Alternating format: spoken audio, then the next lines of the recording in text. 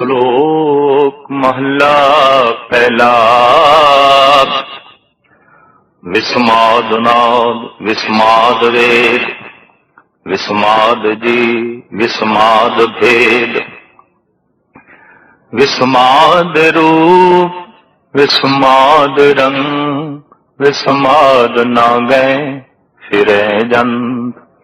विस्माद पौन विस्माद पानी, विस्माद अग्नि खेडे विडाणी। विस्माद धरती विस्माद खानी, विस्माद साध लगे प्राणी। विस्माद संजोग विस्माद विंजोग, विस्माद भुख विस्माद भोग। विस्माद सिफत विस्माद साला, विस्माद उछड़ विस्माद राम।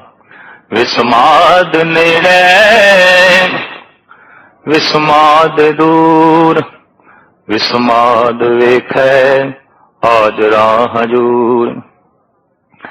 वेख विडाणे रहा विस्मादे, नानक बुझना पूरे भागे। वेख विडाण रहा विस्मादे, नानक बुझना पूरे भागे। विस्माद एक ਉਹ ਅਵਸਥਾ ਜਿੱਥੇ ਮਨੁੱਖ ਦੀ ਸੋਚ ਸ਼ਕਤੀ ਸ਼ਿਥਲ ਹੋ ਜਾਏ, ਅੱਗੋਂ ਸੋਚ ਨਾ ਸਕੇ। ਐਸੀ ਹਾਲਤ ਵਿੱਚ ਜੋ ਅਵਸਥਾ ਬਣਦੀ ਹੈ ਉਹਨੂੰ ਅਚਰਜਤਾ, ਵਿਸਮਾਦ, ਰਹੱਸਮੈ, ਵਿਸਮੈ ਕਰਕੇ ਕਹਿੰਦੇ ਨੇ। ਆਸਾ ਦੀ ਵਾਰ ਦੀ ਜੋ ਇਹ ਤੀਸਰੀ ਪੌੜੀ ਹੈ, ਇਸ ਦੇ ਨਾਲ ਜੋ ਪਹਿਲੇ ਪਾਤਸ਼ਾਹ ਜੀ ਦੇ ਇਹ ਦੋ ਸ਼ਲੋਕ ਨੇ, ਇਹਦੇ ਚ ਕਾਦਰ ਦੀ ਤਰਫੋਂ ਵਰਤੀ ਹੈ ਜਿਹੜੀ ਕੁਦਰਤ ਤੇ ਕੁਦਰਤ ਦੇ ਜੋ ਵਿਸਮਾਦਤਾ ਹੈ, ਉਸ ਦਾ ਸਾਹਿਬ ਸ਼੍ਰੀ ਗੁਰੂ ਨਾਨਕ ਦੇਵ ਜੀ ਮਹਾਰਾਜ ਜ਼ਿਕਰ ਕਰਦੇ ਨੇ। ਅਜੋਕੇ ਸਮੇਂ 'ਚ ਵਿਸਮਾਦ ਮਨੁੱਖ ਦੀ ਜ਼ਿੰਦਗੀ 'ਚ ਖਤਮ ਹੁੰਦਾ ਜਾ ਰਿਹਾ ਹੈ, ਕਿਉਂਕਿ ਮਨੁੱਖ ਜਦ ਹੰਕਾਰੀ ਹੋ ਜਾਏ ਤਾਂ ਉਹ ਕਹਿ ਦਿੰਦਾ ਹੈ ਮੈਂ ਸਭ ਕੁਝ ਜਾਣਦਾ। ਜੈਸੇ ਇਹ ਦਾਵਾ ਹੋਵੇ ਕਿ ਮੈਂ ਸਭ ਕੁਝ ਜਾਣਦਾ, ਉੱਥੇ ਵਿਸਮਾਦ ਦਾ ਜਨਮ ਨਹੀਂ ਆਉਂਦਾ, ਉੱਥੇ ਰਹੱਸ ਦਾ ਜਨਮ ਨਹੀਂ ਆਉਂਦਾ, ਉੱਥੇ ਅਚਰਜਤਾ ਪੈਦਾ ਨਹੀਂ ਹੁੰਦੀ। ਹੈਰਾਨ ਕੁਨ ਅਵਸਥਾ ਉੱਥੇ ਬਣਦੀ ਹੈ ਜਦ ਐਸਾ ਮਨੁੱਖ ਸੋਚੇ ਤੇ ਉਸਦੇ ਕੋਲ ਬਾਰੀਕ ਬੁੱਧ ਹੋਵੇ ਕਿ ਮੈਂ ਜੋ ਕੁਝ ਵੇਖਿਆ ਹੈ ਪੂਰਾ ਨਹੀਂ ਵੇਖਿਆ, ਮੈਂ ਜੋ ਕੁਝ ਸੁਣਿਆ ਹੈ ਪੂਰਾ ਨਹੀਂ ਸੁਣਿਆ, ਮੈਂ ਜੋ ਕੁਝ ਸੋਚਿਆ ਹੈ ਪੂਰਾ ਨਹੀਂ ਸੋਚਿਆ, मैं जितना गवन कीता है फिर भी मैं पूरा गवन नहीं कीता। मैनू जो कुछ दिखाई दे रहा है ये इतना ही नहीं, ये होर भी है, ये होर भी है। ऐसी बुद्धि लई विनम्रता चाहिए, निर्माणता चाहिए। कहते ने एक बच्चा रहस्य दे जीवदा है, एक कवि रहस्य दे जीवदा है, एक संत रहस्य दे जीवदा है। इन्हां तिन्हां तो इलावा मनुख की जिंदगी विच अचरजता, विस्माद, हैरानकुन अवस्था देखनी बहुत औखी है। क्यों कि इन्हां तो बिना जो जीवन है वो अहंकारी है, अहंकारी की जिंदगी विस्माद नहीं होता। बच्चा विनिम्र है, जो कुछ नहीं जानता उहदे बारे उसका जानकारी का दावा नहीं है, उहदे बारे उसका प्रगटावा नहीं कि मैं जानदा। इस वास्ते बच्चा उड़दियां हुई तितलियां नूं वेख के भी विस्माद विच लीन हो जाता है। बच्चा खिड़े हुए फुलां नूं वेख के भी सोचण ते मजबूर हो जाता है कि धरती विचों ये कैसा सुपन, धरती विचों ये कैसा नूर। एक बच्चा ते सूरज नूं वेख के भी हैरान हो जाता है। और इस तरह की थोड़ी जी भी बुद्ध रखण वाला मासूम बच्चा जद रात नूं चंद्रमा नूं वेखदा है, चमकदे नूं रहस्य नाल भर जाता है, विस्माद नाल भर जाता है। लेकिन ये विस्माद बच्चे की अबोध अवस्था ते खड़ा है, अचेत अवस्था ते खड़ा है। एक होर विस्माद है जो कवि कोल है, शायर कोल है। और जिथे विस्माद नहीं, शायरी का जन्म भी नहीं होता। आम मनोविज्ञानी का कहना है कि रहस्यमयी अवस्था तो ही कविता का जन्म है, शायरी का जन्म है। कि जिस शायरी का, जिस कविता दो रहस्यमयी विस्मादमयी अवस्था तो उत्पत्ति नहीं हुई, जन्म नहीं होया, दरअसल वो कविता कविता ही नहीं, वो शायरी शायरी ही नहीं। विस्माद जिथे मनुख हैरान हो जाए, विस्म हो जाए, रहस्य दी दुनिया दे खो जाए, इसलिए तीक्ष्ण बुद्ध चाहिए। तो कवि दा विस्माद अबोध अवस्था ते नहीं खड़ा, सुबोध अवस्था ते खड़ा है, लेकिन खड़ा है हिरदे दे तल ते। इस वास्ते कवि कोल रहस्य थोड़ा जिहा रस भी है, कवि कोल विस्माद दा थोड़ा जिहा रस भी है, जबकि ये रस बच्चे कोल नहीं है। हैरान कुन अवस्था जरूर है, लेकिन ये रस नहीं है। विस्माद दे फिर जीवंदे ने संत, ये तीसरी कोटि च आ जाते ने, और ये तीसरी कोटि शिखर है, सिरमौर है, उच्चता है। ये अपनी आत्मा दे तल ते जीवंदे ने, ते आत्मा दे चों जो कुछ भी चारों पासे अंकुरित होया है और होंदा रहंदा है, इनू वेख वेख के वो विस्माद होंदे ने, इसनू वेख वेख के वो रस लेंदे ने। ऐसा जगत दे जो कुछ अंकुरित होंदा है उस परम आत्मा तो उन्नू वेख वेख के गुरु नानक देव जी महाराज कहंदे ने, मैं विस्माद दे चला गया, वेख विडान रिहा विस्माद, नानक बुझन पूरे भाग। साहिब कहंदे मैं ये विडान ये कौतक वेख के विस्माद हो गया। पर ये विस्मादमयी अवस्था भी साहिब कहंदे ने नानक बुझन पूरे भाग, कोई बुझदा है, कोई जानदा है पूरे भागा नाल। भाव उसदी प्रालब्ध उच्ची होवे, उसदे पूर्वले संस्कार महान होवन, उहदे ते प्रभु दी दया बहुत वड्डे पद्धर ते होवे, तां किदे वो विस्मादमयी जीवन जीवंदा है, रहस्य विच जीवंदा है। अजोकी सदी, ये जो 20वीं सदी है, ये रस विहीन हो गई है, क्योंकि रहस्य विहीन हो गई है। स्वाद विहीन हो गई है, क्योंकि विस्माद विहीन हो गई है। स्वाद ते उत्थे है जिथे विस्माद है, रस ते उत्थे है जिथे रहस्य है। रहस्य खो गया, रस खो गया, विस्माद खो गया, स्वाद खो गया। विस्माद क्यों खोया, रहस्य क्यों खोया? अहंकार वधिया। अहंकारी कहंदा है मैं बदलां नूं जो वेख्या मैं वेख लिया पूरा और मैं जान भी लिया। मैं सूरज नूं जो वेख्या मैं वेख लिया पूरा और मैं जान भी लिया। ये धरती कि मैं वेख लईए और मैनू जान भी लिया कि किसी वक्त धरती दा सूरज दा एक हिस्सा सी। ये धरती टूट के ये थल्ले आई, एक पासे हुई, सदियां तक गर्म रही, फिर ठंडी हुई, फिर इस देश वनस्पति पैदा हुई, फिर सहजे सहजे ये जीवन चलिया जो अज विचर रहा है। इस तरीके नाल एक जानकार बंदा कह देंदा मैं ते सब कुछ जानदा। इस वास्ते विज्ञानक दे कोल रहस्य नहीं होंदा, विस्माद नहीं होंदा, स्वाद नहीं होंदा। विज्ञानक कोल कवि वाला हिरदा नहीं, विज्ञानक कोल शायर वाला हिरदा नहीं। उसदी पदार्थ दे नाल नेड़ता होंदी होई भी पदार्थ तो दूरी है, क्योंकि उसने पदार्थ दे वजूद नूं वेख्या, पदार्थ दी रूह नूं नहीं वेख्या। संसार दे आकार नूं वेख्या, उन्हें इस दी बुनियाद नूं नहीं वेख्या, उसने इस दे नूर नूं नहीं वेख्या। तो साहिब श्री गुरु नानक देव जी महाराज दा फरमान मैं वेखदा और वेख वेख के विस्माद हो रहे हैं, रहस्य विच खो गए हैं। की कुछ वेख रहे हैं पर किन्ना पसारा है। इस श्लोक दे गिनती के मुताबिक गुरु नानक देव जी महाराज दसदे जा रहे ने, विस्माद नाद, विस्माद वेद। प्रथम ते मेरे लिए जो आवाज है जो मेरे कान सुनते ने, इन्हू सुन सुन के मैं विस्माद ते चला जाना। असी भी सुनते हैं, बदलों की गर्जन सुनते हैं, कोयलों की कूकू सुनते हैं, ਮਨੁੱਖਾਂ ਦੇ ਬੋਲ ਸੁਣਦੇ ਹਾਂ, ਸਾਗਰ ਦਾ ਗਰਜਨ ਸੁਣਦੇ ਹਾਂ, ਪਵਨ ਦੀ ਸ਼ਾਸ਼ਾਂ ਸੁਣਦੇ ਹਾਂ, ਚਿੜੀਆਂ ਦਾ ਚਹਿਚਹਾਣਾ ਸੁਣਦੇ ਹਾਂ, ਸੰਗੀਤ ਸੁਣਦੇ ਹਾਂ, ਗੀਤ ਸੁਣਦੇ ਹਾਂ, ਪਰ ਵਿਸਮਾਦ ਨਹੀਂ, ਰਹਿਸ ਨਹੀਂ। ਕਾਰਨ ਅਸੀਂ ਨਾਦ ਦੀ ਖਲੜੀ ਵੇਖਦੇ ਹਾਂ, ਰੂਹ ਨਹੀਂ ਵੇਖਦੇ, ਉੱਪਰੋਂ ਹੀ ਸੁਣਦੇ ਹਾਂ। ਇਹ ਜਿਤਨੀਆਂ ਆਵਾਜ਼ਾਂ ਨੇ, ਜੋ ਸ਼ਬਦ, ਜੋ ਆਵਾਜ਼, ਜੋ ਸਵਰ, ਜੋ ਧੁਨੀ ਸਾਡੇ ਕੰਨ ਵਿੱਚ ਪੈ ਰਹੀ ਹੈ, ਗੁਰੂ ਨਾਨਕ ਦੇਵ ਜੀ ਮਹਾਰਾਜ ਤੇ ਇੰਜ ਕਹਿੰਦੇ ਨੇ, ਜੋ ਬੋਲਤ ਹੈ ਮ੍ਰਿਗ ਮੀਨ ਪੰਖੇਰੂ, ਸੋ ਬਿਨ ਹਰ ਜਾਪਤ ਹੈ ਨਹੀਂ ਹੋਰ।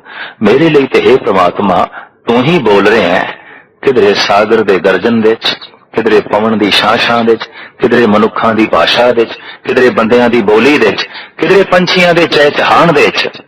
ਇਹ ਆਵਾਜ਼ ਸਭ ਤੇਰੀ ਹੈ, ਇਹ ਧੁਨ ਸਭ ਤੇਰੀ ਹੈ। जेता रूप काया तेरी, ये जितना आकार मैनू दिखाई दे रहा है, ये तेरी काया है, ये तेरा वजूद है। और इस वजूद दे चों जो कुछ भी प्रगट हो रहा है, ये तू ही है।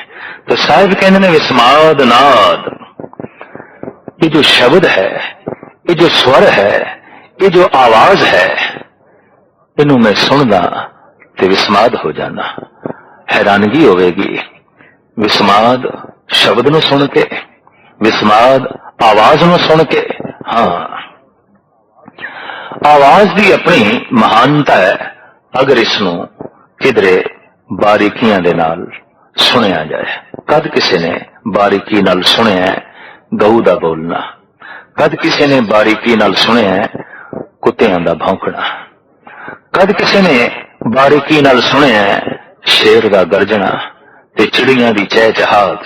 हकीकत है, जिस दिन किसी ने भी बारीकी नाल सुनिया, बिस्मात तारी हो जाएगा और स्वाद दी गंगा वग तुरेगी। बारीकी नाल ये चारों पासे उमड़दे हुए बोल सुने, आवाजां सुनिया, स्वर धुनी नूं सुनिया, तां रहस दी दुनिया चो बंदा खो के रस दी दुनिया विच लीन हो जाएगा, आनंद माणेगा, परम रस। तो साहिब कहते हैं विस्माद नाद, विस्माद वेद विद्या ज्ञान, अनंत प्रकार दा ज्ञान। साडे देश विच 64 प्रकार दी विद्या मनी गई है,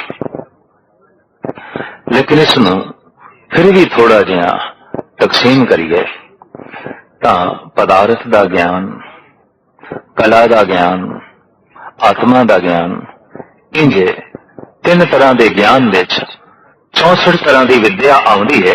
ते साहिब कहंदे ने जिहड़ी विद्या है, ये जिहड़ा ज्ञान है, इनू भी मैं महसूस जद करदा हां ते विस्माद दे चला जांदा। ज्ञान, सूझ, समझ, ये विद्या, विद्या नूं पढ़दे आया जिहड़ा विद्यार्थी विस्माद दे चला जाए वो संत है। ज्ञान हासिल करदियां करदियां जो विद्यार्थी, जो शागिर्द रहस दी दुनिया विच खो जाए, वो रस दी दुनिया विच लीन होके संत दा रुतबा हासिल कर लेंदा है, भगत दा रुतबा हासिल कर लेंदा है। तो साहिब कहंदे ने मैं इस विद्या नूं महसूस करके, चारों पासे बिखरे हुए ज्ञान नूं महसूस करके विस्माद हो जाना। और ज्ञान हर एक चीज दे छुपया होया है, लैण दी समर्था होवे। दरखत का एक निक्का जिहा पत्ता भी अपने विच बहुत कुछ छुपाई बैठा है, जे असीं उसनूं जानना चाहिए। रेत का एक निक्का जिहा जरा अपने विच बहुत कुछ समेट के बैठा है, जे असीं खोलना चाहिए। सागर, सूरज दी किरण, चंद्रमा, मनुख, वनस्पति, पशु, पंखी, हर एक ज्ञान दे सागर ने। चारों पासे ज्ञान दा उमड़िया होया सागर है। मनुख अगर यतन करे तो इस सागर दे चों कुछ एक अमृत दे घुट पान करके रहस की दुनिया विच खो सकता है, रस का आनंद मान सकता है। तो साहिब कहंदे ने मैं जद विद्या नूं महसूस करदा जो चारों पासे बिखरी पई है, ज्ञान नूं महसूस करदा जो जर्रे जर्रे विच मौजूद है, तो मैं विस्माद हो जाना। विस्माद जी, विस्माद भेद। फिर मैं वेखदा जीवां नूं और जीवां दे भेद नूं मैं ते विस्माद हो जाना। एक चिड़ी तोते नाल मेल नहीं खांदी, तोता कौवे नाल मेल नहीं खांदा, कौआ इल नाल मेल नहीं खांदी, इल बाज नाल मेल नहीं खांदा, बाज कबूतर नाल मेल नहीं खांदा, और इसे तरीके नाल कबूतर कोयना नाल मेल नहीं खांदा।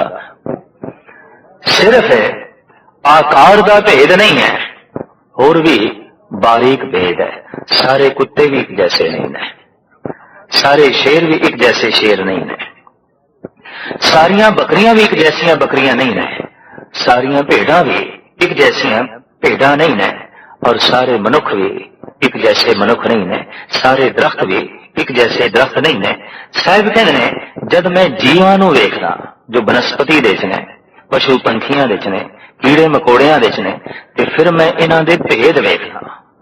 बड़ी दूरी है, आपस दे च कोई मेल ही नहीं। बकरी दा की मेल है गऊ नाल, ते गऊ दा की मेल है शेर दे नाल, ते शेर दा की मेल हो सकदा है हाथी नाल, ते हाथी दा की मेल हो सकदा है घोड़ियां नाल। ये ते बड़ी दूरी है, भेद है।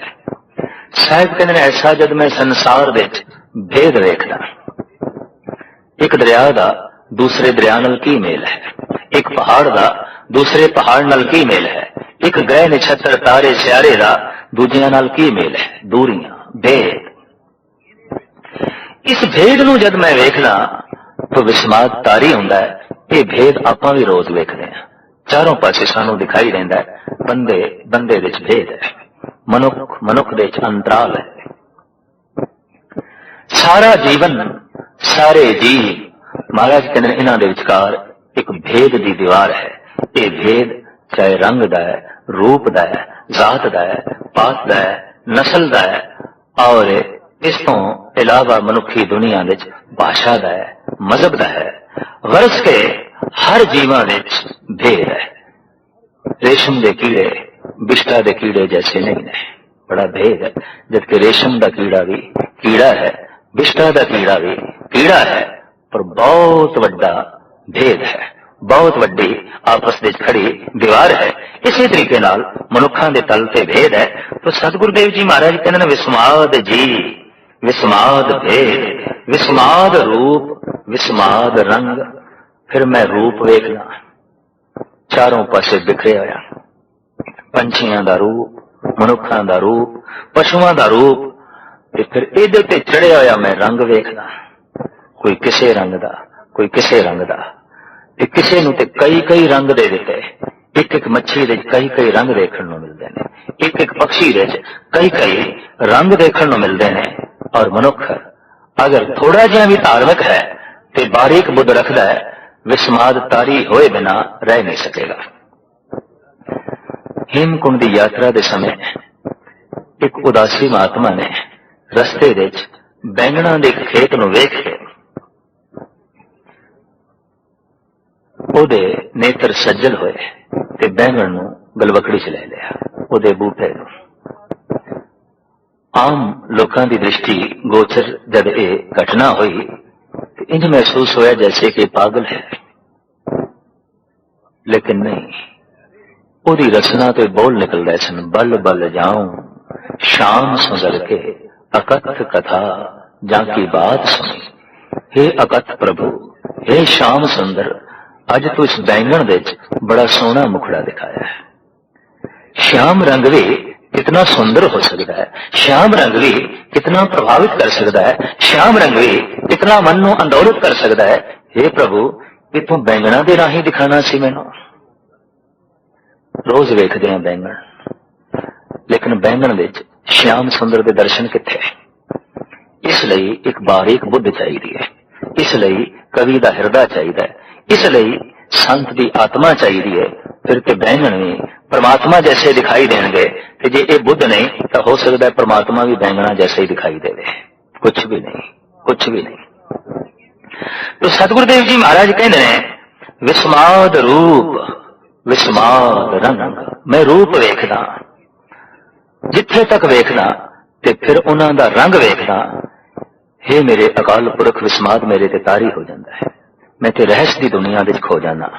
फिर अगां चल के शायद कहते विस्माद नांगे फिरे जंत, हे अकाल पुरख, मैं हैरान हो जाना कि मनुख कपड़े पहनते ने, पशु कपड़े नहीं पहनते, पक्षी कपड़े ही नहीं पहनते, नगन घूमते पे ने, ते उन्होंने अपनी नगनता का कोई बोध भी नहीं है, नगनता ते कोई शर्मसारी भी नहीं है, नगनता का कोई एहसास भी नहीं है, जबकि असी रोज ते नंगे पशु वेखते हैं।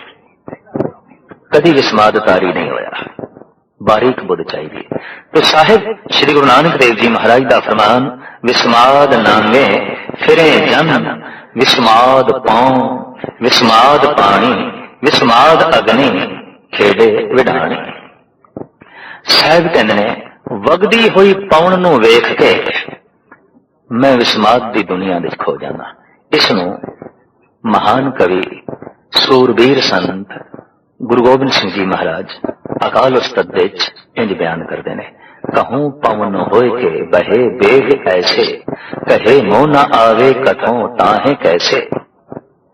हे प्रभु, किधरे तू पवन बन के जद मैनू स्पर्श करके लंघ जाना है, जद मैनू छू करके लंघ जाना है, तो यह छूना मैनू बहुत बड़ा सुख दे जाता है। गर्मी है, पसीना आ रहा है, ते पवन छू के लंघ गई है। एक संसारी नू तो ऐसा महसूस होगा, हवा का झोंका आया, कुछ ताजगी दे गया। एक कवि नू कुछ होर ढंग नाल महसूस होगा, पर जिहड़ा एक संत है उन्हें तो कहना, हे प्रभु तू अज छू के लंघे है, बड़ा सुख दे गए, तू छू के लंघे है, मेरा पसीना सुख गया है, तू मैनू स्पर्श करके लंघे है, तू मेरे अज गलवकड़ी च लगे है। पवन भी परमात्मा है, जबकि कईयां लई ते हो सकता है परमात्मा भी सिर्फ वगदी हुई हवा ही होवे और कुछ नहीं।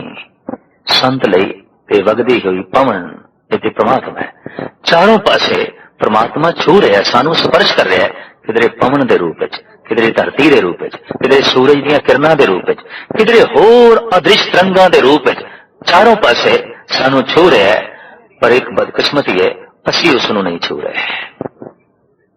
असी अखां बंद कर लेने, असी अपने हिरदे दे उत्ते एक बहुत बड़ा पत्थर रख लेने, फिर भी सानू छू रहे। उहदी स्पर्शता का बोध क्यों नहीं हो रहा? क्योंकि बुद्धि विकसित नहीं हुई। गुरु जन पास आना, सत्संग दे च आना, इसका मुख मकसद जिहड़ा है वो इतना ही है कि हार परयो स्वामी के द्वारे दीजे बुद्ध विवेका। हे प्रभु, वो विवेक बुद्ध मैनू दे कि चारों पासे तू जिहड़ा मैनू छू रहा है, इसका मैनू बोध हो जाए, इसका मैनू पता चल जाए। ऐसा भी हो सकता है कि मां बाप का हाथ जो सिर पे पे है, अगर बंदा रहस्यवादी है तो ऐसा सोचेगा अज ते परमात्मा ने आशीष दे दी, अज ते ईश्वर ने आशीष दे दी, मां दे रूप दे विच, पिता दे रूप दे विच, गुरु दे रूप दे विच, उस्ताद दे रूप विच आशीष ते चारों पासे मिल रही है। पात्रता होनी चाहिए, योग्यता होनी चाहिए, बोध होना चाहिए। तो साहिब कहते ने, हे प्रभु तू किधरे पवन रूप दे मैनू छू रहे हैं, मैनू ताजगी दे रहे हैं, मैनू जिंदगी दे रहे हैं, और इस वगदी हुई पवन नू वेख के मैं विस्माद हो जाना। विस्माद पाऊं विस्माद पानी। हे प्रभु, वगदे हुए दरियावां नू, बरसदियां हुई बूंदां नू, सागर दियां लहरां नू, झीलां नू, और थां थां ते पए पानी नू ते बुझा रहे प्यास ये पानी, मैं ते विस्माद हो जाना। शरीर दे ये पानी, हे प्रभु मैं ते रहस्यी दुनिया च खो जाना। ये पानी असी वेखने हां, जैसे बारीक बुद्धि प्राप्ति होगी, पानी पानी नहीं दिखाई देगा, पानी प्रभु अकाल पुरख दा रूप दिखाई देगा। हकीकत है, गुरु गोबिंद सिंह जी महाराज कहते हैं, कहूं फूल होए के भले राग फूले। हे प्रभु, कमाल दी गल है, किधरे मेरे सामने तू फुल के खड़े हैं, फुल्लां दी तरह फुल के खड़ा है, फुल्लां दे ऐसा सोखपना, ऐसी कोमलता, तू इतना कोमल है, तू इतना सुंदर है, तू इतना सुगंधित है।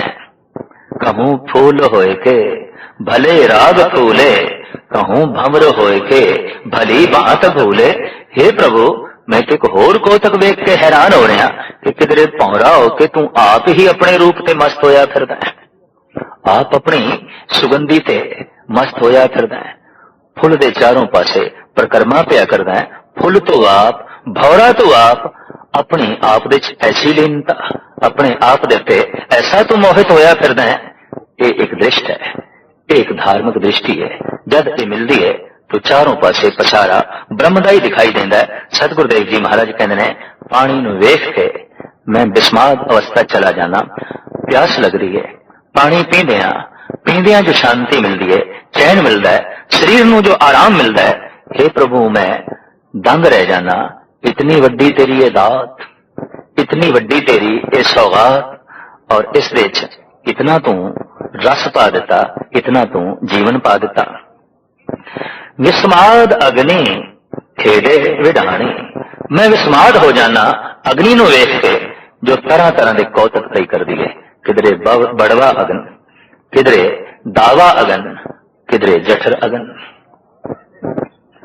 दावा अगन जो बनस्पति दे विच है, बड़वा अगन जो सागर दे विच है, जठर अग्नि जो जीवां दे शरीर दे अंदर है।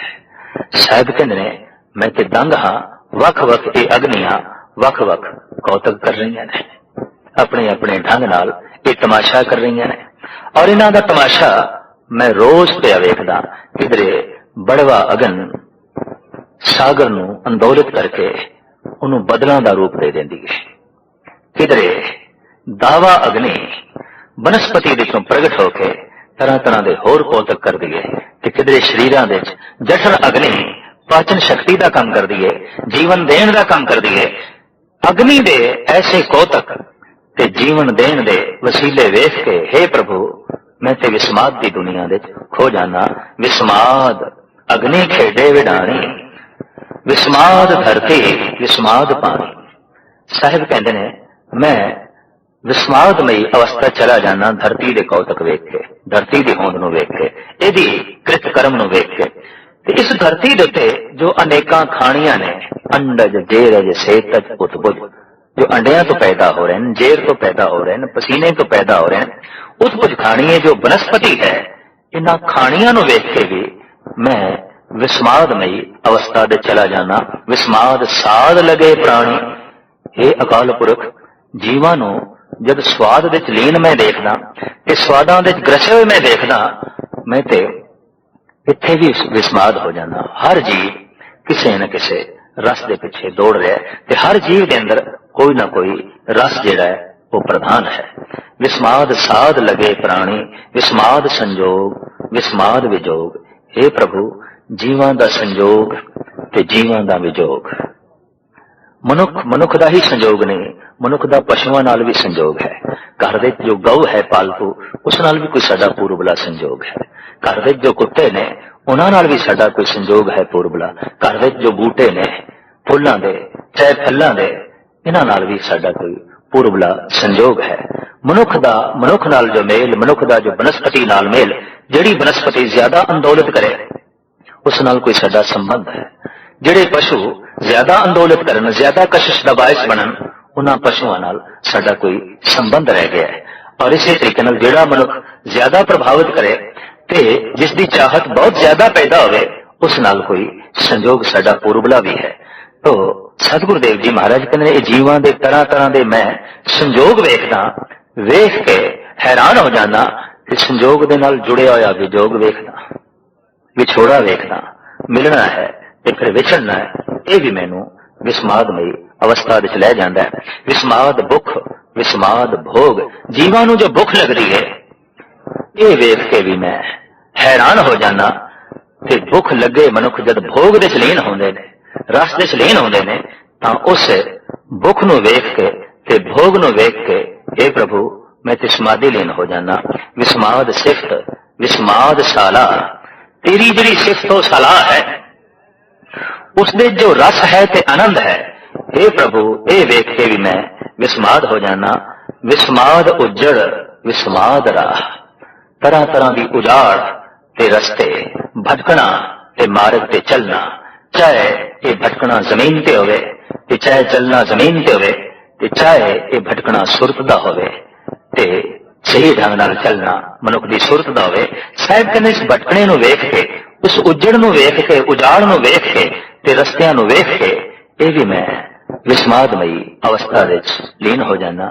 ਵੇਖ ਵਿਡਾਣ ਰਿਹਾ ਵਿਸਮਾਦ, ਨਾਨਕ ਬੁੱਝਣ ਪੂਰੇ ਭਾਗ। ਮੈਂ ਇਸ ਵਿਸਮਾਦ ਨੂੰ ਵੇਖ ਕੇ ਆਨੰਦਮਈ ਅਵਸਥਾ ਵਿੱਚ ਲੀਨ ਹੋ ਕੇ ਰਸ ਮਾਣਦਾ, ਪਰ ਇਹ ਵਿਸਮਾਦ ਬੁਝਿਆ ਜਾਂਦਾ ਹੈ ਉੱਚੇ ਭਾਗਾਂ ਨਾਲ, ਉੱਚੀ ਬਖਸ਼ਿਸ਼ ਨਾਲ, ਉੱਚੀ ਰਹਿਮਤ ਨਾਲ। ਮਹਲਾ ਪਹਿਲਾ। ਕੁਦਰਤ ਦਿਸੈ ਕੁਦਰਤ ਸੁਣਿਐ, ਕੁਦਰਤ ਭਉ ਸੁਖ ਸਾਰ। ਕੁਦਰਤ ਪਾਤਾਲੀ ਆਕਾਸੀ, ਕੁਦਰਤ ਸਰਵ ਆਕਾਰ। ਕੁਦਰਤ ਵੇਦ ਪੁਰਾਣ ਕਤੇਬਾ, ਕੁਦਰਤ ਸਰਵ ਵਿਚਾਰ। ਕੁਦਰਤ ਖਾਣਾ ਪੀਣਾ ਪਹਿਨਣ, ਕੁਦਰਤ ਸਰਬ ਪਿਆਰ। ਕੁਦਰਤ ਜਾਤੀ ਜਿਨਸੀ ਰੰਗੀ, ਕੁਦਰਤ ਜੀ ਜਹਾਨ। ਕੁਦਰਤ ਨੇਕੀਆਂ ਕੁਦਰਤ ਬਦੀਆਂ, ਕੁਦਰਤ ਮਾਨ ਅਭਿਮਾਨ। ਕੁਦਰਤ ਪੌਣ ਪਾਣੀ ਬੈਸੰਤਰ, ਕੁਦਰਤ ਧਰਤੀ ਖਾਕ। ਸਭ ਤੇਰੀ ਕੁਦਰਤ ਤੂੰ ਕਾਦਰ ਕਰਤਾ, ਪਾਖੀ ਨਾਹੀ ਪਾਕ। ਨਾਨਕ ਹੁਕਮੇ ਅੰਦਰ ਵੇਖੈ, ਵਰਤੇ ਤਾਕੋ ਤਾਕ। ਪੌੜੀ। ਆਪੀ ਨੇ ਭੋਗ ਭੋਗ ਕੇ ਹੋਏ ਬਸਮਣ ਭੌਰ ਸਿਧਾਇਆ। ਵੱਡਾ ਹੋਆ ਦੁਨੀਦਾਰ ਗਲ ਸੰਗਲ ਘਤ ਚਲਾਇਆ। ਅਗੇ ਕਰਨੀ ਕੀਰਤ ਵਾਚੀਏ, ਪਹਿਲੇ ਖਾ ਕਰ ਸਮਝਾਇਆ। ਥਾਉ ਨਾ ਹੋਵੇ ਪੌਂਦਈ, ਹੁਣ ਸੁਣੀਏ ਕਿਆ ਰੁਆਇਆ। ਮਨ ਅੰਧੇ ਜਨਮ ਗਵਾਇਆ, ਮਨ ਅੰਧੇ ਜਨਮ ਗਵਾਇਆ। ਆਸਾ ਦੀਵਾਰ ਜੋ ਗੁਰੂ ਨਾਨਕ ਦੇਵ ਜੀ ਮਹਾਰਾਜ ਦੀ ਅਜ਼ੀਮ ਰਚਨਾ ਹੈ, ਮਹਾਨ ਰਚਨਾ ਹੈ। ਉਸ ਆਸਾ ਦੀਵਾਰ ਦੀ ਇਹ ਤੀਸਰੀ ਪੌੜੀ ਦੀ ਵਿਚਾਰ, ਜਿਸ ਦਾ ਪਾਵਨ ਪਵਿੱਤਰ ਇਹ ਸ਼ਲੋਕ ਹੈ। ਕੁਦਰਤ ਦਿਸੇ ਕੁਦਰਤ ਸੁਣੀਏ, ਕੁਦਰਤ ਭਉ ਸੁਖ ਸਾਰ। ਕੁਦਰਤ ਕਲਾ, ਕੁਦਰਤ ਈਸ਼ਵਰ ਦੀ ਲੀਲਾ, ਕੁਦਰਤ ਈਸ਼ਵਰ ਦੀ ਹਿਕਮਤ, ਕੁਦਰਤ ਈਸ਼ਵਰ ਦੀ ਬਨਾਵਟ, ਈਸ਼ਵਰ ਦੀ ਸਾਜੀ ਹੋਈ ਇਹ ਪ੍ਰਕਿਰਤੀ, ਇਹ ਸੰਸਾਰ, ਸਭ ਕੁਝ ਦੇ ਵਿੱਚ ਉਸ ਦੀ ਕਲਾ ਵਰਤ ਰਹੀ ਹੈ। ਐਸਾ ਆਮ ਸੰਤਾਂ ਨੂੰ ਦਿਖਾਈ ਦਿੰਦਾ ਹੈ। ਕੁਦਰਤ ਦਿਸੇ, ਅੱਖਾਂ ਵਿੱਚ ਜੋ ਕੁਝ ਦਿਖਾਈ ਦਿੰਦਾ ਹੈ, ਅੱਖਾਂ ਵਿੱਚ ਜਿਹੜੀ ਇਹ ਦ੍ਰਿਸ਼ਟ ਹੈ, ਇਹ ਉਸ ਦੀ ਇੱਕ ਕਲਾ ਹੈ, ਉਸ ਦੀ ਇੱਕ ਕੁਦਰਤ ਹੈ। ਛੋਟੀ ਜਿਹੀਆਂ ਇਹ ਦੋ ਅੱਖਾਂ ਪਹਾੜ ਵੀ ਵੇਖ ਲੈਂਦੀਆਂ, ਆਸਮਾਨ ਵੀ ਵੇਖ ਲੈਂਦੀਆਂ, ਸਾਗਰ ਵੀ ਵੇਖ ਲੈਂਦੀਆਂ। ਚਾਰੋਂ ਪਾਸੇ ਨਿਗਾਹ ਮਾਰੀਏ ਕਿ ਛੋਟੀ ਜਿਹੀਆਂ ਅੱਖਾਂ ਬਹੁਤ ਕੁਝ ਦੇਖ ਰਹੀਆਂ ਨੇ। ਦੇਖਣਾ ਇੱਕ ਮਹਾਨ ਕਲਾ ਹੈ, ਤੇ ਇਹ ਕਲਾ ਉਸ ਮਹਾਨ ਕਲਾਕਾਰ ਅਕਾਲ ਪੁਰਖ ਦੀ ਦੇਣ ਹੈ। ਅਹਿਮੀਅਤ ਦਾ ਤੇ ਉਦੋਂ ਪਤਾ ਚੱਲਦਾ ਹੈ ਜਦ ਕਿਸੇ ਕੋਲ ਇਹ ਕਲਾ ਉਹ ਕਲਾਕਾਰ ਖੋ ਲੈਂਦਾ ਹੈ। ਜਦ ਕਿਸੇ ਦੇ ਨੇਤਰਾਂ ਵਿੱਚ ਇਹ ਜੋਤ ਨਹੀਂ ਰਹਿੰਦੀ, ਫਿਰ ਪਤਾ ਚੱਲਦਾ ਹੈ ਕਿ ਉਸ ਕਾਦਰ ਦੀ ਇਹ ਕਿਤਨੀ ਵੱਡੀ ਕੁਦਰਤ ਹੈ, ਜਿਸ ਤੋਂ ਮੈਂ ਵਾਂਝਾ ਰਹਿ ਗਿਆ। ਤੋ ਸਾਹਿਬ ਕਹਿੰਦੇ ਕੁਦਰਤ ਦਿਸੇ, ਅੱਖਾਂ ਵਿੱਚ ਦ੍ਰਿਸ਼ਟ ਸ਼ਕਤੀ ਜਿਹੜੀ ਹੈ ਇਹ ਉਸ ਦੀ ਕਲਾ ਹੈ, ਤੇ ਅੱਖਾਂ ਦੇ ਰਾਹੀਂ ਜੋ ਕੁਝ ਦਿਖਾਈ ਦੇ ਰਿਹਾ ਹੈ ਸਭ ਉਸ ਦੀ ਕੁਦਰਤ ਹੈ। ਕੁਦਰਤ ਦਿਸੇ, ਕੁਦਰਤ ਸੁਣੀਏ, ਇਹਨਾਂ ਕੰਨਾਂ ਵਿੱਚ ਜੋ ਕੁਝ ਸੁਣਾਈ ਦੇ ਰਿਹਾ ਹੈ ਇਹ ਉਸ ਦੀ ਕਲਾ, ਇਹ ਉਸ ਦੀ ਦੇਣ, ਇਹ ਉਸ ਦੀ ਬਖਸ਼ਿਸ਼। ਦਰਅਸਲ ਧਰਮ ਵੀ ਇੱਕ ਕਲਾ ਹੈ, ਔਰ ਜਦ ਵੀ ਕੋਈ ਮਨੁੱਖ ਪੂਰਨ ਤੌਰ ਤੇ ਧਾਰਮਿਕ ਹੋ ਜਾਂਦਾ ਹੈ, ਉਹ ਕਲਾਕਾਰ ਹੀ ਹੋ ਜਾਂਦਾ ਹੈ। ਈਸ਼ਵਰ ਵੀ ਕਲਾਕਾਰ ਹੈ, ਐਸਾ ਜੀਵੰਤ ਕਲਾਕਾਰ ਹੈ ਕਿ ਉਹ ਆਪਣੀ ਕਲਾ ਦੇ ਨਾਲ ਜੁੜਿਆ ਹੋਇਆ। ਜਿੱਥੇ ਜਿੱਥੇ ਵੀ ਇਹ ਕਲਾ ਬਿਖਰੀ ਹੋਈ ਹੈ, ਉਸ ਦੇ ਚ ਉਹ ਕਲਾਕਾਰ ਬੈਠਾ ਹੈ। ਤਾਂ ਸਾਹਿਬ ਕਹਿੰਦੇ ਕੰਨ ਜੋ ਕੁਝ ਸੁਣਦੇ ਨੇ, ਇਹ ਵੀ ਇੱਕ ਕਲਾ ਹੈ, ਇਹ ਵੀ ਇੱਕ ਕੁਦਰਤ ਹੈ ਔਰ ਇਸ ਕੁਦਰਤ ਵਿੱਚ ਉਹ ਆਪ ਹੈ ਭਾਵੇ ਸ਼ਕਤੀ, ਉਹ ਆਪ ਹੈ ਕੁਦਰਤ ਦਿਸੇ ਕੁਦਰਤ ਸੁਣੀਏ ਕੁਦਰਤ ਭਾਉ ਸੁਖ ਸਾਰ। ਇਹ ਵੀ ਉਸ ਦੀ ਕਲਾ ਹੈ ਕਿ ਜੀਵਾਂ ਦੇ ਅੰਦਰ ਜੋ ਭੈ ਹੈ ਤੇ ਭੈ ਸੁਖ ਦਾ ਸਾਰ ਹੈ। ਇੱਥੇ ਤਰਕ ਖੜੀ ਹੋ ਸਕਦੀ ਹੈ ਭੈ ਨੂੰ ਇੱਕ ਮਾਨਸਿਕ ਰੋਗ ਆਖਿਆ ਗਿਆ ਹੈ।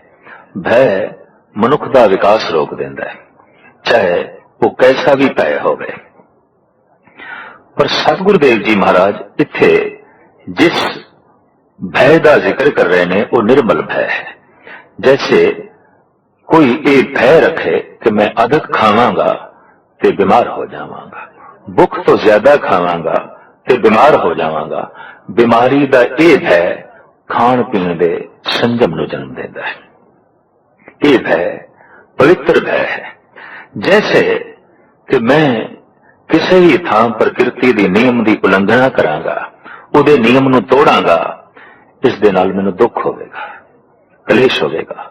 ਇਹ ਜਿਹੜਾ ਭੈ ਹੈ ਇਹ ਮਨੁੱਖ ਨੂੰ ਪਰਹੇਜ਼ਗਾਰ ਬਣਾ ਦਿੰਦਾ ਹੈ ਔਰ ਕਾਨੂੰਨ ਦੇ ਨਿਯਮ, ਕਾਨੂੰਨ ਦੀ ਆਪਣੀ ਨਿਯਮਾਵਲੀ ਤੇ ਇਸ ਦਾ ਭੈ ਹੈ ਮਨੁੱਖ ਨੂੰ ਐਸਾ ਸੋਚਣ ਤੇ ਮਜਬੂਰ ਕਰਦਾ ਹੈ ਕਿ ਮੈਂ ਕਾਨੂੰਨ ਨਹੀਂ ਤੋੜਨਾ, ਨਿਯਮ ਨੂੰ ਨਹੀਂ ਤੋੜਨੇ। ਅਗਰ ਮਨੁੱਖ ਦੇ ਅੰਦਰ ਇਹ ਭੈ ਨਾ ਹੋਵੇ ਤੇ ਨਾ ਕਾਨੂੰਨ ਰਹਿ ਸਕਦਾ ਹੈ, ਨਾ ਪ੍ਰਾਕਿਰਤਿਕ ਨਿਯਮ ਰਹਿ ਸਕਦੇ ਨੇ ਮਨੁੱਖ ਦੀ ਦੁਨੀਆ ਵਿੱਚ, ਨਾ ਹੀ ਧਰਮ ਕਰਮ, ਇਹ ਸਭ ਕੁਝ ਦੀਆਂ ਧੱਜੀਆਂ ਉੱਡ ਜਾਣ। ਦਰਅਸਲ ਮਨੁੱਖ ਦਾ ਇਹ ਭੈ ਹੈ ਕਿ ਭੈ ਪ੍ਰਮਾਤਮਾ ਨੂੰ ਮੰਨਣ ਤੇ ਮਜਬੂਰ ਕਰ ਦਿੰਦਾ ਹੈ ਔਰ ਭੈ ਕਾਨੂੰਨ ਦੀ ਹਿਫਾਜ਼ਤ ਕਰਨ ਤੇ ਮਨੁੱਖ ਨੂੰ ਮਜਬੂਰ ਕਰ ਦਿੰਦਾ ਹੈ। ਸਮਾਜ ਦੇ ਨਿਯਮ ਦਾ ਵੀ ਉਦਾਹਰਣ ਹੋ ਜਾਂਦਾ ਹੈ। परमात्मा आप निर्मल है, पावन है, पवित्र है, इस वास्ते उसका भय भी पवित्र है। परमात्मा का भय मनुख नूं निर्मल कर देंदा है, पावन कर देंदा है। साहिब कहते निर्भव जपे सगल भव मिटे। परमात्मा का भय दुनियावी भय मिटा देंदा है। निर्मल भव पाया हर गुण गाया हर वेखे राम हदूरे। जिस दिन का निर्मल भय प्राप्त होया उस परमात्मा का हुण हर थां राम हाजिर नाजर दिखाई दे रहा है। तो साहिब कहते हैं जीवां दे अंदर ये जिहड़ा भय है ये सुख दा सार है, ये जीवां नूं संजमी बनांदा है, ये मनुख नूं बकायदा मर्यादा विच रखदा है। और भय ही नहीं तो फिर मर्यादा की है, नियम की है, ये कुछ भी नहीं। तो सतगुरुदेव जी महाराज कहते हैं ये भय भी एक तेरी कला है, ये भी एक तेरी महान कुदरत है। कुदरत दिसे कुदरत सुनिए कुदरत भव सुख सास। कुदरत पाताली आकाशी कुदरत सर्व आकार। ये आकाश तेरी कुदरत, ये पाताल तेरी कुदरत। और आकाश ते पाताल दे विचकार ये जितना आकार ये तेरी कुदरत, ये तेरी कला। वेखदे असीं भी पिया ना कला दिखाई देंदी है ते ना कलाकार दा बोध हुंदा है। भगत उसनूं कहंदे ने जो कला ते कलाकार दे नेड़े है। संसारी उसनूं कहंदे ने जो कला ते कलाकार तो बहुत दूर है, बहुत दूर है, बहुत दूर है। जो दूरियां विच जी रहा है वो दुख विच जी रहा है, जो नेड़े होके जी रहा है वो सुख विच जी रहा है, जो दूर होके जी रहा है वो अंधकार विच जी रहा है, जो नेड़े होके जी रहा है वो प्रकाश विच जी रहा है, जो दूर होके जी रहा है वो अग विच जी रहा है, और जो नेड़े होके जी रहा है वो ते अमृत दे जी रहा है, आनंद दे जी रहा है। जो दूर होके जी रहा है मानो दोजक दे जी रहा है, नरक दे जी रहा है, और जो नेड़े होके जी रहा है बस वही स्वर्ग दे है, वही सचखंड दे है। इस जगत दे कुछ जीव नेड़े होके जी रहे ने, कुछ जीव दूर होके जी रहे ने।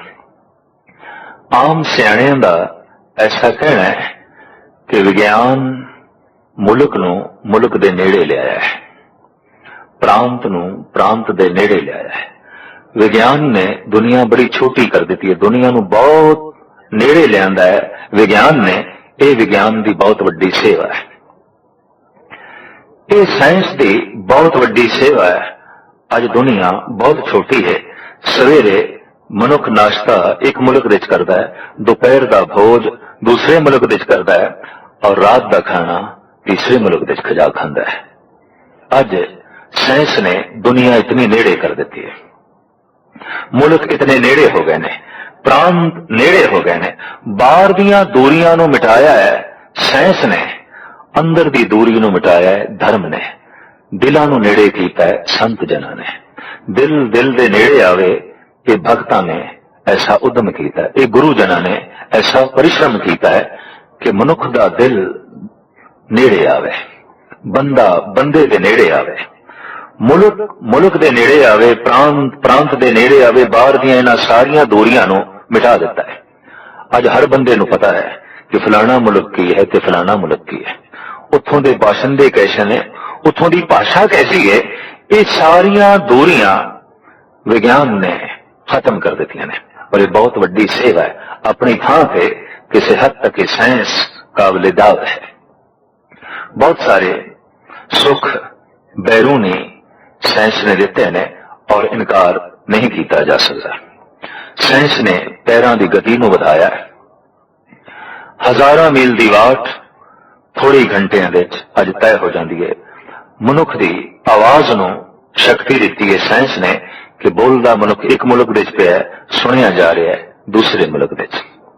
और इसी तरीके दे नाल मनुख की दृष्टि शक्ति नूं भी साइंस ने वधाया, खुर्दबीन दे राही, दूरबीन दे राही दूर की चीज और बारीक दी चीज मनुख वेख लैंदा है। तो इस तरीके नाल बाहर दीयां तमाम दूरियां नूं साइंस ने दूर कीता है।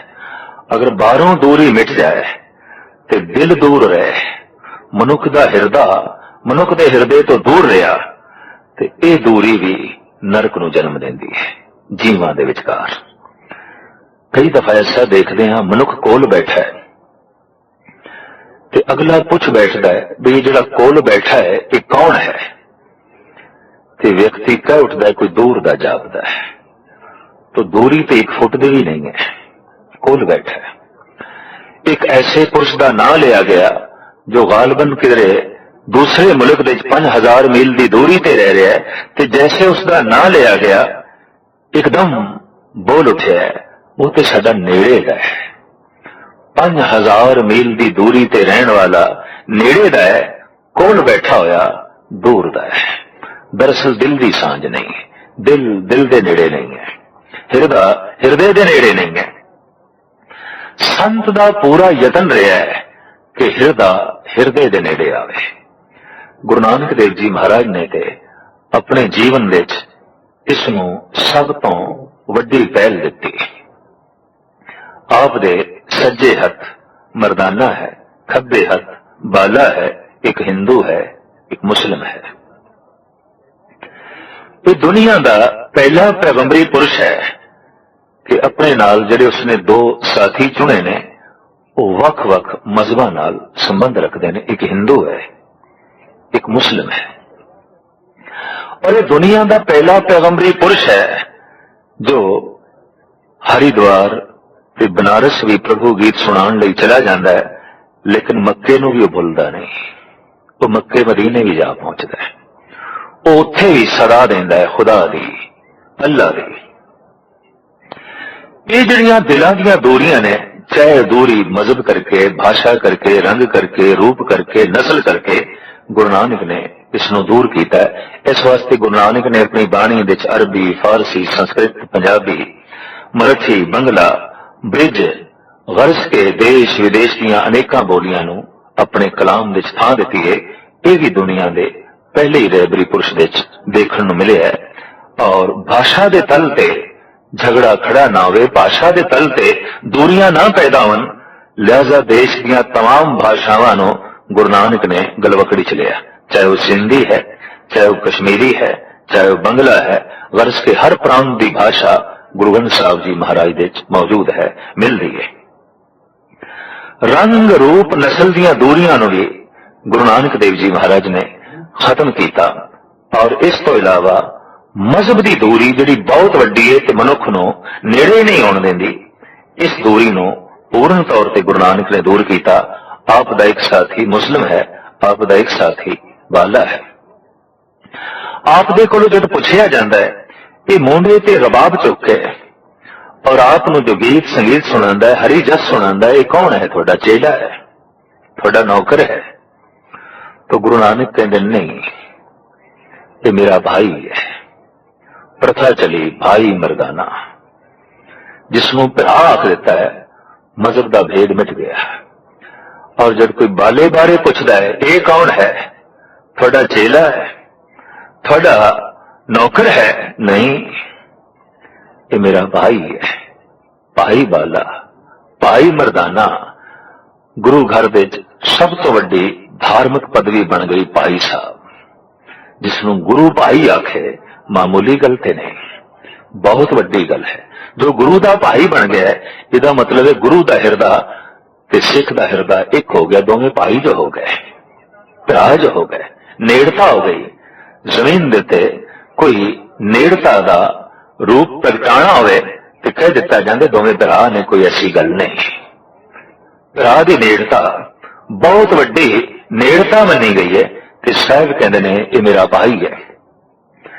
मजहब दे तल दी दूरी, भाषा दे तल दी दूरी, मुल्क दे तल दी दूरी, प्रांत दे तल दी दूरी, ये जितनियां दूरियां ने गुरु नानक ने दूर कीतियां, हिरदे नूं हिरदे दे नेड़े ले आए, दिल नूं दिल दे नेड़े ले आए। यही संत दा महान उद्यम है और यही संत दा काम है। जिस संत द्वारा मनुख दे हिरदियां तो दूर जान, वो संत नहीं असंत है, वो भगत नहीं दोखी है, वो वास्तविक साधु नहीं संसारी है। तो साइंस ने बाहर दियां दूरियां नूं मिटाया, धर्म ने अंदर दियां दूरियां नूं मिटाया, पर बदकिस्मती है राजनीतिक ने, सियासतदान ने बाहर दियां दूरियां नूं भी जन्म दिता, अंदर दियां दूरियां नूं भी जन्म दिता। अज संसार विच जितनी दूरी है हिरदे दी हिरदे नाल या मुल्क दी मुल्क नाल, ये साइंस करके नहीं, ये धर्म करके नहीं, ये राजनीति करके, ये सियासत करके। और इसकी लोड़ शायद इस वास्ते पै गई कि मनुख पूर्ण तौर पर धार्मिक नहीं सन। धर्म दिल नूं दिल दे नेड़े लियाउंदा है, भेद मिट जांदा है, कौन रशियन ते कौन अमेरिकन, कौन चीनी ते कौन पाकिस्तानी, सब एक, हिरदे एक मिक हो गए। बाहर दियां दूरियां अंदर दियां दूरियां ये सारियां मिट जांदियां ने धर्म नाल। पर साइंस ने अपने ढंग नाल काम कीता, बाहर दी दुनिया नूं बहुत नेड़े लियांदा और अंदर दे हिरदे संत जना ने नेड़े लियांदे। अगर जगत विच अज दूरियां मिलदियां ने तो सियासत करके एक प्रांत दा दूजे प्रांत नाल मिलना कठिन हो रहा है, एक मुल्क दा दूजे मुल्क नाल मिलना कठिन हो रहा है। जिथे भरावां दी तरह सारी पृथ्वी ते आमदो रफ्त सी, अज हर मुल्क दे सियासतदान ने रोकां खड़ियां कर दित्तियां ने। ये आ सकदे ने, ये नहीं आ सकदे। ते जिहड़ा देश जितना ज्यादा संपन्न हो जाता है वो गरीबां लई दरवाजे बंद कर देंदा है। जिहड़ा देश जितना ज्यादा उन्नत हो जाता है वो पछड़ियां लई अपने दरवाजे बंद कर देंदा है। किधरे ये भी ना उन्नत हो जान, किधरे ये भी ना महान हो जान। ये धर्म की सोचनी नहीं, ये साइंस की सोचनी नहीं, ये राजनीति की सोचनी है, ये सियासत की सोचनी है। तो जितनियां ये दूरियां ने जगत विच, ये राजनीति करके है। कि जिस दिन पूर्ण तौर पर दुनिया स्वस्थ होगी, धार्मिक होगी, उस दिन राजनीति विदा हो जाएगी, इसकी लोड़ ही नहीं रहेगी। ये शायद इस वास्ते है कि दुनिया पूर्ण तौर पर धार्मिक नहीं है, दुनिया पूर्ण तौर पर संत नहीं है। साहिब श्री गुरु नानक देव जी महाराज बहुत नेड़े होके कुदरत नूं वेख रहे हैं, उस कलाकार नूं वेख रहे हैं। और जब कुदरत दे कादर इतना नेड़े है तो सतगुरु थां थां ते बोध करा रहे हैं, तुसी रब दे नेड़े हो, रब तुहाडे नेड़े है। ऐसा बोध होंदे ही सारा संसार मनुख दे नेड़े हो जाता है हजूर कट दूर बतावो, धुंधर बांधो सुंदर पाओ। सतगुरु कहते ने क्यों दूर कहते हो? है हजूर बिल्कुल नेड़े है हजूर कत दूर बताओ, धुंधर बांधो सुंदर पाओ। अपने मन दियां दूरियां मिटाओ, वो तो नेड़े है, वो तो बिल्कुल कोल है। और उस सुंदर प्रभु नो गलवकड़ी दे चलो, उहदे मिलाप दा आनंद माणो। सिर्फ है अंदरों दूरियां नू मिटाओ। वो ते जाहिर जहूर हैं कि हाजिर हजूर हैं, मोह मोया जाने दूर है, कहो नानक सदा हजूर है, वो ते कोल है, बिल्कुल निकट है। तो खैर अगर परमात्मा की दूरी महसूस हो रही है तो इसका स्पष्ट कारण है कि हिरदे विच धर्म नहीं, धर्म का दीवा अजे नहीं जलिया। ते जिस दिन रब की नेड़ता महसूस हो गई उस दिन सारा संसार नेड़े है, कुछ भी दूर नहीं। हिंदू भी नेड़े, मुस्लिम भी नेड़े, ईसाई भी अपना, सिख भी अपना, जैन ते बौद्ध ये सब भाई, ये तो सिर्फ फिर नाम रह जाएंगे मनुखों के। जिवें एक परिवार विच 10 जीव ने ते 10 दे नाम ने, इसी तरीके नाल उस लिए संसार सारा एक परिवार बन जाता है। जैन, बौद्ध, सिख, ईसाई, मुस्लिम, हिंदू ये सिर्फ परिवार दे जो है फर्दां दे नाम रह जाएंगे, परिवार दे मनुखों के नाम रह जाएंगे। इस तो इलावा और कुछ नहीं, नेड़ता बनी रहेगी। और जिस दिन इस तरह की नेड़ता हुई पृथ्वी स्वर्ग होगी, पृथ्वी ही जन्नत होगी। क्योंकि पृथ्वी दूरी करके बंदे ने नरक बना ली है, इस वास्ते जन्नत की कल्पना वो आसमान ते कर रहा है, स्वर्ग की कल्पना वो आसमान ते कर रहा है। साहिब श्री गुरु नानक देव जी महाराज का फरमान कि सारे का सारा जड़ा ये आकार है ये उसकी कुदरत है। जो कुछ ये पाताल ते आकाश ने ते इस दे विच जो कुछ भी है सब कुछ दे करते पुरख की कला वरत रही है कि कलाकार इस कला विच आप बैठा होया है। कुदरत वेद पुराण कतेबा, कुदरत सर्व विचार। साहित्य ने जितने धार्मिक ग्रंथ ने, पुराण कतेबा ते वेद इत्यादक, सब कुछ दे उसकी कला है, उसका ज्ञान है, उसकी कला है, उसकी सूझ समझ है कि इन्हां ग्रंथां दा जिहड़ा विचार है, पाठ पठन है, प्रभु ये भी तेरी कला है। जो इसका पाठ करके, दरअसल पुराण का एक मनुख जो पाठ कर रहा है तो दूजा भी कर रहा है, दोहां का बोध एक नहीं होगा। एक मनुख कुरान नूं पढ़ रहा है तो दूजा भी पढ़ रहा है, दोहां का बोध एक नहीं होगा। कुरान एक आम साधारण मनुख पढ़ रहा है, पर कुरान पढ़ रहे ने बाबा फरीद। दोहां दे पढ़न विच बड़ा भारी अंतर है। कुरान पढ़ रहा है एक आम साधारण मनुख, पर कुरान पढ़ रहा है हजरत निजामुद्दीन। कुरान पढ़ रहे ने ख्वाजा मुईनुद्दीन चिश्ती। दोहां दे पढ़न विच जमीन आसमान का फर्क है। सतगुरु की बाणी पढ़ रहा एक साधारण सिख, पर बाणी पढ़ रहे ने भाई गुरदास, भाई मनी सिंह। दोहां दे पढ़न विच बड़ा भारी अंतर है। दरअसल जिसने कुदरत वेख लई धर्म ग्रंथां विच, उहदा पढ़ना भी कुदरत हो जाता है, उहदा पढ़ना भी एक कला हो जाती है, उहदा विचारना भी एक कला हो जाती है। तो साहिब कहते ने सारे धर्म ग्रंथां दा जिहड़ा विचार है ये भी प्रभु तेरी कला है। कुदरत खाना पीना पहनन, कुदरत सर्ब प्यार। सारे दा सारा समग्र प्यार, चाहे पदार्थ का प्यार, संसार का प्यार, परिवार का प्यार, पद प्रतिष्ठा का प्यार, जिस ढंग का भी ये प्यार है, हे प्रभु प्यार दे भी तेरी कला है, तेरी देन है, ये भी तेरी लीला है। और जितना खाना है, पीना है, पहनना है, हे प्रभु सब कुछ दे तेरी कला है। ये पहनना तेरी कला है, ये खाना ये तेरी कला है, ये पीना तेरी कला है, और इस खान पीन की भुख का होना, हे प्रभु सब तेरी कला है। सब का आदर तेरी दिती हुई एक कुदरत है, दात है। कुदरत जाति जिनसी रंगी, कुदरत जी जहान। जहान दे सारे जीव ते जीवां दी वख-वख जातां ते जिनसां ते रंग, हे प्रभु ये भी तेरी कुदरत है, ये भी तेरी कला है। कुदरत नेकियां, कुदरत बदियां, कुदरत मान अभिमान। अभिमान विच ग्रसिया होया एक मनुख अभिमानी, हे प्रभु मैं उत्थे भी देखना, ओदे च भी तेरी एक कला है। तेरी कला करके वो अहंकार कर रहा है, ते कला तो अंदरों खो लवे ते अहंकार की करेगा, अभिमान की करेगा।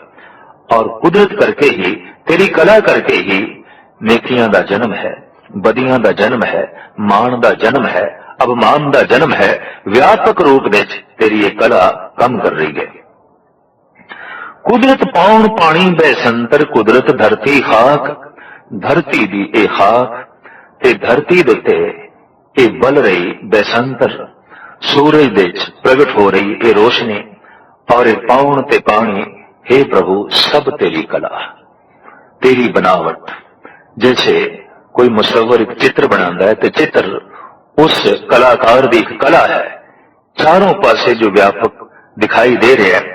सतगुरु कहते हैं उस महान कलाकार की एक कला है, सब तेरी कुदरत, सब तेरी ही ये कला है, सब तेरी कुदरत, तू कादर करता पाकी नाही पाक। सारी कुदरत दा तू करता है, तू कादर है, तू मालिक है, पाकी नाही पाक। तेरी वडियाई पाक है, पवित्र है, शुद्ध है, मलन नहीं, तेरी कृत पाक है, तू करता पाक है, इस वास्ते तेरी महिमा भी पाक है। नानक हुक्मे अंदर देखे वरते ताको ताक। तू सारे जीवां दे एक सार होके वरत रहे हैं ते सारे दे अंदर बैठ के तू सब नू वेख रहे हैं, सब नू जो है जान रहे हैं। इन्हां दो श्लोकां दे नाल जो पावन पौड़ी है वो ये है, आप ही ने भोग भोग के कोई भस्मण भौर सिधाया। उस जीव ने, उस प्रभु दी अंश ने आप ही शरीर विच रह के तरह तरह के भोग भोगे, तरह तरह के रस ले ते अंत नू जीव एक पासे होया, भौर एक पासे होया, देही भस्म हो गई। भौरा अगां उड़ गया, वड्डा होआ दुनीदार गल संगल घत चलाया। बड़ा वड्डा सी, दुनिया विच बड़ी महिमा सी, बड़ी वडियाई सी, बड़ी शान और शौकत सी, पर जैसे भौरा इस तन तो एक पासे होया, संसार की सारी मान मर्यादा एक पासे रह गई। दरअसल जिस ढंग नाल संसार विच मान मर्यादा प्राप्त करी दी है, निरंकार की दुनिया विच मान मर्यादा प्राप्त करने का ढंग होर है। संसार के झूठे नू भी मान मर्यादा मिल सकती है, जबकि निरंकार की दुनिया विच नहीं। संसार विच धनवान नू भी मान मर्यादा मिल सकती है, जबकि परमात्मा की दुनिया विच नहीं। संसार के सत्ताधारी नू भी मान मर्यादा मिलती और मिल सकती है, जबकि परमात्मा की दुनिया विच नहीं। परमात्मा की दुनिया ते केवल सत्यवादी नू ही मान मर्यादा मिलती है, प्रभु चिंतन करने वाले नू ही मान मर्यादा मिलती है, बाकी सारी मान मर्यादा इत्थे रह जाती है। तो साहिब कहते बहुत वड्डा दुनियादार से, बड़ी मान मर्यादा से। होया कि जितने औगण इसने कीते वो औगण ही इसलिए गलां दे संगल बन गए और अंतिम समय प्रभु की बनाई हुई मर्यादा अनुसार जमजूत अगला अगे जन्मां दीआं फाइयां इहदे गल दे औगणां दे संगल पा के इनू खिंच के रह गईयां। भाव पतित संस्कार अगले जन्म दे चले गए, मलीन संस्कार अगले जन्म दे चले गए, ये मलीन संस्कार ही गले दा संगल ने। अगे करनी कीरत वाचिए बेलेखा कर सुनाया। अगे धर्मराज ने उसकी जो कृत सी, जो उसकी करनी सी, वो पढ़ के सुना दी, समझा दी, ये तेरी कृत है, ये तेरा करना है। अंतिम समय जो कुछ भी जीवन भर कीता होंदा है सामने आ जाता है। ये प्रभु का बनाया एक धर्म है, धर्म का राज है। सब कुछ मनुख के सामने आ जाता है ते सब कुछ मनुख पढ़ लेंदा है ते सब कुछ दी बंदे नूं सूझ ते समझ पै जाती है। थाऊ न होवी पाउंदई हुण सुनिए क्या रुआया। ऐसा दुनियादार जो पतित संस्कार लेके अगे चला गया है, ओनू मार पैंदियां नूं थां नहीं मिलती। दुख ते दुख, कलेश ते कलेश, ते हुण रोंदा है, हुण पिटदा है। दुख है, कलेश है, पर हुण कौन सुने? इस रुदन नूं कौन सुने? जद तू रब दी गल नहीं सुनी तो हुण तेरे रोने नूं कौन सुने? तू संत जनां दे बचन नहीं सुने तो हुण तेरे रोने नूं कौन सुने? तू सच दे गीत नहीं सुने ते हुण तेरे इस रुदन नूं कौन सुने? तो सतगुरुदेव जी महाराज इत्थे कहंदे ने इस ढंग दा उसका अंत होंदा है, मन अंधे जन्म गवाया। ऐसा पुरुष मन दा अंधा है ते मन दे अंधे करके कीमती जन्म गवा बैठदा है। सारा जन्म ठोकरां च बतीत होया, सारा जीवन ठोकरां च बतीत होया, परम धाम दी प्राप्ति ना हो सकी।